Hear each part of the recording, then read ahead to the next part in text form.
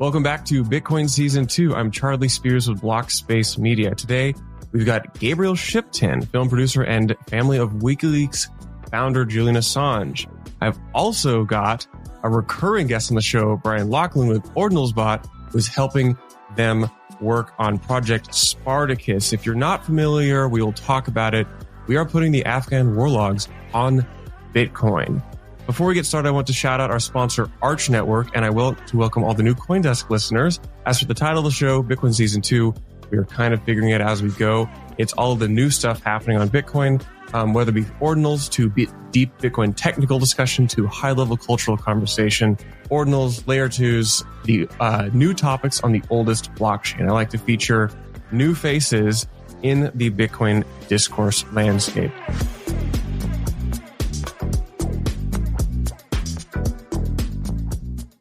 Okay, so I've got Brian Bruffstar Locklin here and Gabriel Shipton. Welcome to Bitcoin Season 2, guys. Hey, Charlie, good to be here. Yeah, good to be with you. And we are recording on 3 different continents. You've got Bruffstar, I'm going to say Bruff for simplicity, Bruff in Switzerland and Gabriel in Australia, which means we found a very narrow window in which to have this conversation. But I want to invite Gabriel, walk me through what Project Spartacus is. Like, what's the purpose of this and what are we actually doing? Well, I'm a filmmaker, a storyteller. That's my background. And I guess what really attracted me to Project Spartacus was these elements that involve Julian's story. How do we engage a community and get people involved in a different way and an interesting way, and bringing in the Bitcoin blockchain as well in those elements. So Project Spartacus to me is an invitation to people to stand with Julian, to publish the exact same information that Julian was persecuted for 14 years. You know, he had his freedom taken away from him for 14 years. He spent 7 years in a small embassy inside London, and then 5 years in a maximum security prison for publishing this information. And so we're inviting people or Project Spartacus is inviting people to stand with Julian and publish the exact same information that he was imprisoned for. But also it has an archiving element to it. You're archiving this incredibly important data set, of the Afghan War. These diaries are essentially the perspective of the conqueror, of the US Army in Afghanistan. So archiving that to the Bitcoin blockchain, so it's there forever, it's not changeable, and it can be accessed by everyone.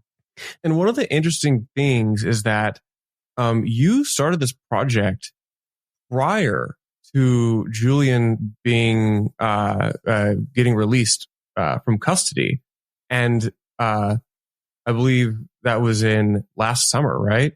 And so, but because of technical challenges, the project had to be paused, and you guys have resurrected it, and so the project continues even though Julian is now out in the comparatively free world.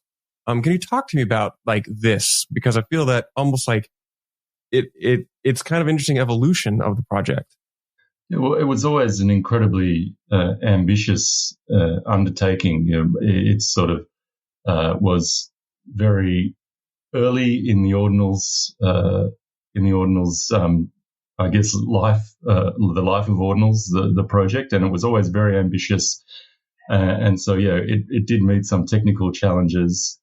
And I mean, it's amazing that Julian is actually free. Sometimes I still can't believe it. You know, we fought for so long to get him out of prison. But I think this project still stands on its own in that sense. It's still a way for Bitcoiners or even activists who believe in what Julian did to really, participate and stand with Julian and give Julian, I guess, a form of protection, because even though he's released, he did plead guilty to essentially what is the full chain of investigative journalism, communicating with a source, publishing classified information, which is the key part of Spartacus, and possessing classified information. So even though he is free, he is very much muzzled in a way by this plea deal. He can, if he were to publish more classified information, more leaks, then the plea deal actually says that all bets are off, and that these charges could be leveraged against him. So this is still a way that people can stand with Julian and say, this is very unfair treatment of him, and it actually endangers all of humanity, our right to know what our governments do in our name, our right to know what they're doing with our tax dollars. This plea agreement threatens those rights. But just going back to the evolution of the project, Ordinalsbot is now, Bruff's doing worked on the back end, and the project's working seamlessly now. And so having the premier developer group of Ordinals working on the back end of this project has made it super reliable, and looking forward to watching people inscribe these war logs. Yeah, I'll toss a question to you, Bruff, which is like, because this was a project which started very early on in Ordinals, and I think maybe the average user today says, "Oh, well, it's Ordinals are JPEGs that I collect, and they just kind of magically work." But this is not the case, and there's a lot of technical lift that you guys and other people across the ecosystem have done. Can you talk to me about why Ordinalsbot kind of came in and how you solved some of these previous engineering challenges? Yeah, for sure. I mean, it was 2023, right? I remember watching Stella, which is Julian's wife, at the Bitcoin conference in Amsterdam, launching this project. And I think it was, at the time, actually a bunch of anonymous Bitcoiners who actually started it and got in touch and kind of launched it. And what they did was essentially they took there's 76,000 plus logs in the Afghan War leak, which is what they're individual little snippets of time, essentially, like explaining what happened at that time. And what they did in a cool way was they turned it into almost like a collectible, which is all consistent design. But the text, the most important part, is like front and center. It's right there. You can see it. So I really just love that concept. And obviously, I think it's the best use case for Ordinals, right? Because it's the most government resistant, uncensorable data solution that's ever existed, basically. And this is the best solution for it. And it really tunes to the movement, is in tune with the movement as well. So I was super pumped to, get a DM to say, "Hey, do you guys want to be involved?" I was like, yes, we're all in. But yeah, these are not JPEGs. This is like a lot of data, 76,000 JSONs, right? So it's like, it is a lot of data to inscribe on Bitcoin. And the cool thing about this project is by making it a collectible, we're essentially crowdsourcing the inscription costs, right? So using our tech, we provide the files, and then we offload the minting cost to the minter, to the person who's joining the movement, right? So that's just a way of us really making it economical and making it really easy to do, and people can choose to join the movement. When we got on board, we looked at the art files, and they were SVG, but they weren't resizable. So I reworked all the artwork as well into HTML recursive collectibles, which are completely resizable. They take any of the records, because they vary. The war records vary, and they could be 1 word, they could be 500 words. So the collectible itself has to be able to handle that. And I think it's a really cool, when you see them all individually or collectively, the words are, if it's 1 word, it's large. And if it's many, many words, it's bundled into columns. So I had to rebuild that with HTML, and the result is really cool. And it means the file size is much smaller as well. So it's actually less cost to inscribe as well for the end user, right? And I'm just looking forward to getting it live again, people collecting them. Let me tell you about one of the most slept on opportunities in crypto. Arch is building fast, composable DeFi apps on Bitcoin. Arch apps tap into the OG blockchain with by far the most liquidity and best brand in crypto. I've known the team for over a year. The tech they're building is solid, and they are racing towards mainnet. There's dexes like Saturn, meme coins on funkybit.fun, instant loans on Cha-Ching, and so much more. Plus, they're rewarding testnet users, so join me in trying out Arch while it's still early.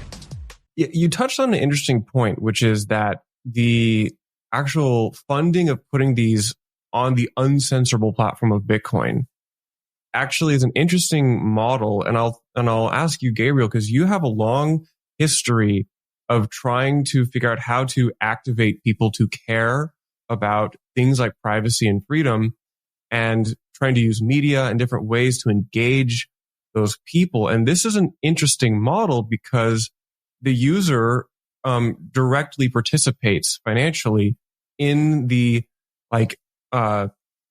permanent, and making that information permanent. What are your thoughts? Like, does Bitcoin, change or maybe offer some opportunities for people who want to preserve information? I mean, I'm curious your thoughts on like just this model in general and how it might change other freedom advocates. Yeah, it's very interesting, and I've thought a lot about, I guess, Bitcoin being the largest network. It's uncensorable. It's distributed through many, many thousands of nodes all around the world. I think to me, for publishing, it's incredibly attractive. If I was a journalist, or if I was somebody who wanted to publish my material, why not publish it? Why not publish it on Bitcoin, where it will never ever be fucked with. No one's ever going to go back and scrub anything out of it, or ever be able to change it. So I think, to me, there's some really interesting aspects around that for just not just publishing these archives, but also for these independent journalists out there who want to publish the material and know that it's going to be up there, know that they're not relying on X platform or Substack or AWS to host their material. So I think that's really interesting. And also the payment, you've got the payment rails there, which WikiLeaks showed could not be disrupted by even the most powerful actors on the planet. WikiLeaks back in 2011 got debanked totally. A lot of people talk about debanking these days, but it was a proper debanking back then. They had their PayPal shut down, MasterCard, Visa, all shut down. Julian's personal bank accounts were all closed. And I think PayPal to this day kept over $100,000 of WikiLeaks donations. And that's when they turned to Bitcoin and started using Bitcoin as their operating currency, and were able to continue to publish. We're able to keep operating using those uncensorable payment rails. So these two elements together, I think, are really to me, someone who speaks to a lot of journalists, whistleblowers, are really exciting. And then you've got the elements of AI, which are coming into play now as well, where all this information and all these sources that the AI is referencing, if they were referencing the Bitcoin blockchain with data that was on the blockchain, data that you knew couldn't be changed, I think that's a really interesting aspect to it as well. But people who have followed Julian's work, who have followed WikiLeaks, who have accessed the WikiLeaks database, know that the website comes under attack. It comes up, the servers go up, they come down. There have been times when the Afghan War Logs have not been available for everyone. So this is an opportunity for those people to really come and support this project individually, and like Ross said, you're crowdsourcing this archiving. So it's an opportunity for them to come forward and inscribe this information so it's there forever. And this is incredibly important information. I don't know, it was some of these are real people in these war logs. They talk about the deaths of civilians. The longest log is about a soldier who went AWOL, Bo Bergdahl, the search for him.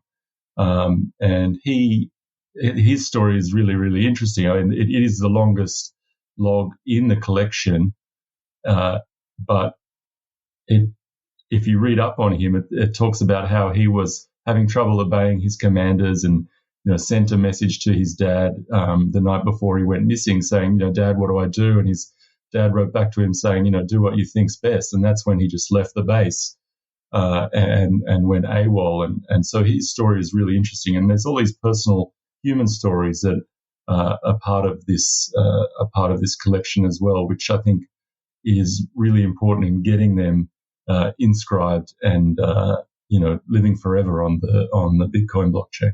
Yeah, and I'll throw a question to you, Bruff, which is, you and I have talked about like Bitcoin as a publishing medium, as a collector art platform. Ordinals open up many dimensions for Bitcoin to now look a little bit different and invite new people to come and do stuff on it. And this is a little bit different than the, I would say, more market-driven Ordinals narrative over the past 2 years. And I just kind of invite you what are your thoughts on how this type of use of Bitcoin differentiates from the other world of Ordinals, which is mainly market and secondary market speculation driven? Yeah, I mean, it's obviously completely different from that. It's got a core message it wants to bring, and it's the history involved in it is incredible, right? Not only Julian's, but the people and characters in this and these logs, right? This is real. This is real stuff. Right? This is not funny JPEGs. These are real people. So it's completely different in that respect. But I think it's a fantastic use case for Ordinals and Bitcoin, and hopefully it kicks off a meta of people understanding these use cases and okay, that's really cool. I like the crowdsourcing component there. I've got a data set. Can we do something similar? And that's my hope, that other people see the benefit of that. But there's many different metas playing out over the last year that I've seen in Ordinals. You have your speculative, digital collectible market, but we are also working with some really cool art projects as well. We're putting a George Braque painting on Bitcoin, and that's just pure historical reasons, right? Just to have it there. And you look at the Library of Alexandria that burned down, how much knowledge was lost there. Who knows? So the more stuff, the more knowledge and the more amazing things you can back up on Bitcoin, it'll be there long after we're gone. And in the case of Project Spartacus, long after we're gone and Julian's gone and everybody that's ever been mentioned, those logs are gone. That'll still be there and people can still see it and read it and learn about it. It's never going anywhere, no matter what. This meteorite that's coming, that can hit us all day long, and this thing will still be there. So that's what I'm passionate about, Yeah, it's interesting because Bitcoin is not cheap to put information on, and there's a limited amount of space that Bitcoin can you can put information on Bitcoin. It's not very much. So you have to be very strategic, as you said, compressing the files. But it is interesting because you pay one time and now you don't have to worry about server hosting costs and uptime. So I guess to Gabriel, because, you and your family have been huge advocates of censorship resistant platforms and just freedom of the press and information.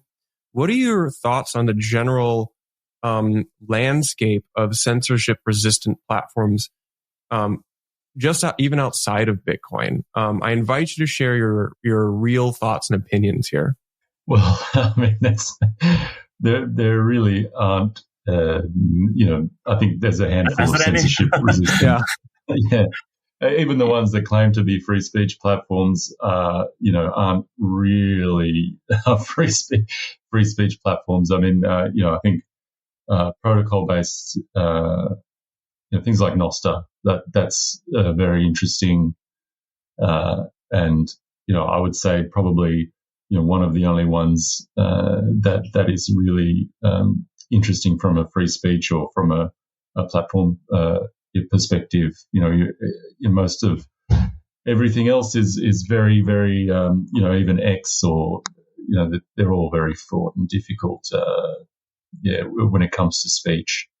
I think there's in Julian's campaign, a lot of the time we would just do live events and invite people to live events, and we did hundreds and hundreds of live events all around the world because you can't be censored in a live event. You can invite people there, and you can say whatever you like, and you can talk to them directly without any intermediary, without any anything in between you and them, and that is ultimately one of the limited ways that you can communicate with people, directly without anything in between you. And I think Bitcoin, the Bitcoin blockchain offers that sort of similar connection, direct connection to people without going through, a server or a corporation. All these platforms are all owned by a corporation which is domiciled somewhere, which has to abide by the laws of some government, has to have licenses, that they have to adhere to. So there is always ways to come after these platforms to get them to censor your speech, and we saw that. Through the Twitter files, and through Mark Zuckerberg coming out and saying, "Oh, we were pressured by the FBI." So we know the techniques that are used to shut down speech on all these platforms, and we know that the Bitcoin blockchain is totally resistant to that, and it has proved that it is resistant to that. So I think Bitcoin is one, but Nostr also is one of these these protocol-based platforms that is censorship resistant. It's not like a techno-feudal platform like these other ones are. Like X is sort of, you come on there, you're contributing all your information, you're contributing all your data, you're bringing people to their platform using, your ideas, your creations are all on this platform. You're bringing people to the platform, and then all of a sudden, the sort of feudal overlord decides, "Oh, I'm going to charge everybody $6 to stay on this platform," and you're like, "Well, hang on, these are all my followers. This is all my data that I've given you," and so you're just at the mercy of these sort of feudal platform overlords. And I think, if you have something like Nostr, something like Bitcoin, where people know that sort of interference is not going to happen, and that they can have the freedom to develop their ideas without some overlord coming down and saying, you've got to give me half of whatever you make, or I'm going to kick you off my platform. I think those are the really interesting places for creators, for developers to work in now. I would invite both of you to reflect on the past couple years in Bitcoin and Bitcoin kind of adjacent ecosystems, on some like wins for free speech, privacy, and like freedom advocates, and perhaps some failures for people who advocate for those. I'm curious because in the Bitcoin world, we had Ross recently go free. Now he's not necessarily in the same kind of category, but it does happen parallel to Julian's release from custody. But I invite both of you guys to kind of reflect on some of the things which we should be celebrating and some things which we should be sad about happening. I can take it a little bit from the Ordinals side. I think that Ordinals is still a very nascent ecosystem. We're all very passionate about what it means for Bitcoin and what we're bringing to the table. But I think it's very nascent, and it's been very speculative, right? There's been a lot of communities built there and amazing things happening, but there's not been a movement yet like Project Spartacus with a real world history and message behind it. So I think that up until now, we've been in build mode, right? We've been building this ecosystem, doing all the tooling and the wallet support and everything. So there's not been space for someone to come with a real message. until now with Project Spartacus, and I think this is perfect timing when everyone knows what Ordinals is basically now. So it's a much more easier entry point, and I'm just looking forward to seeing the post launch, right? To see now when we mint out everything and it's now there in the world. What does that mean? I think you'll find there'll be more like similar projects or similar ideas and mentality coming to Bitcoin. And that's not to say the last 2 years haven't had amazing things happen on Bitcoin. There's been some really fun, cool movements and events and community-driven things that have happened, and immaculate vibes in the ordinal space. But I think in terms of real-world movement, this is the one that will probably put a spotlight on Bitcoin as a data storage. Yeah. What are your thoughts, Gabriel? Yeah, I have to echo Brough there that, I think Project Spartacus, it is, when it mints out and when this archive is on the Bitcoin blockchain, I think that's really going to bring a spotlight onto what is possible, and that it will kick off really, I think, more and more development in that space. You say there's limited space on the Bitcoin blockchain, but I think there will be lots of refinement and lots of ways of thinking about how to get more data more efficiently onto the Bitcoin blockchain, particularly as it's so censorship resistant just naturally. But to the more of the areas that I work in, the more of the advocacy areas, you mentioned Ross getting free and Julian getting free, and I think that's really speaks to coming of age of the Bitcoin community. In a way, they've realized their power and realized that how they can wield that power in the political system. And so I think that is very, very exciting to me. I've been advocating with we've been advocating, since 2019, trying to get Bitcoiners to, realize that, that how much power they actually have and how much they can use that power to get what they actually want. For a very long time, and I guess it's still very much the case, is that a lot of Bitcoiners sort of check out of the system, right? Like they're like, oh, well, I've got Bitcoin, that's my backup. I'm not going to get myself involved in the system. I'm just going to sit on my big pile of Bitcoin, and that's my only effort into having any influence or power over the system is using Bitcoin to sort of check out. And I think that's really, I've found in advocacy for Julian's freedom that, that was a big problem.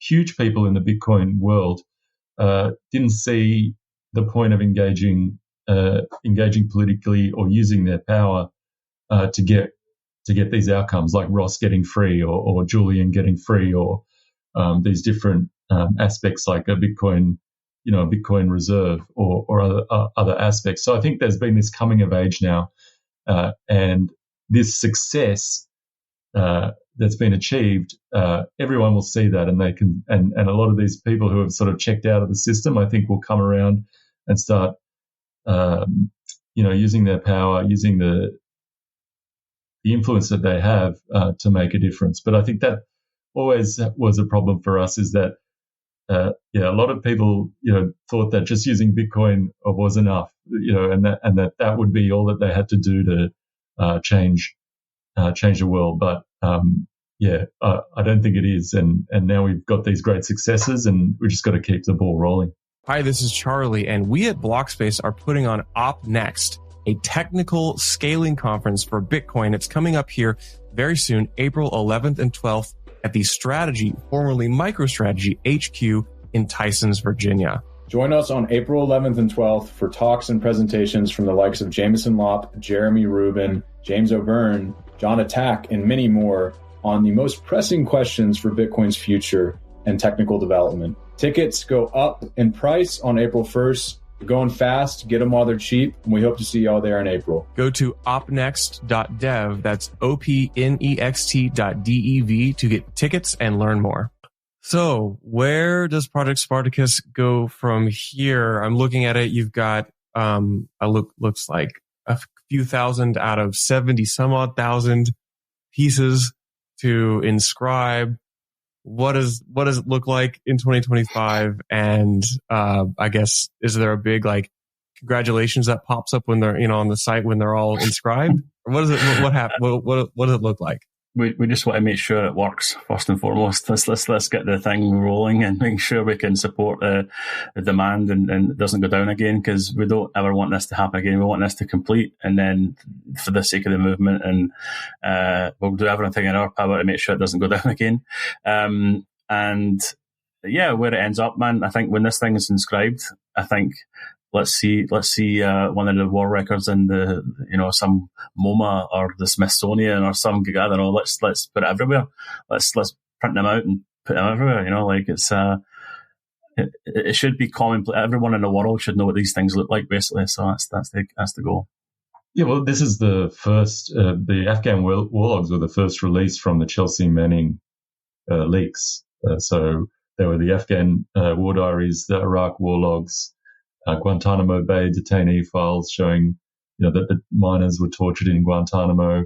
And then there's the cable set, which is probably, I guess, the most incredible data set of all of WikiLeaks, the 250,000 diplomatic cables from the US State Department, from all their embassies all around the world. And I think,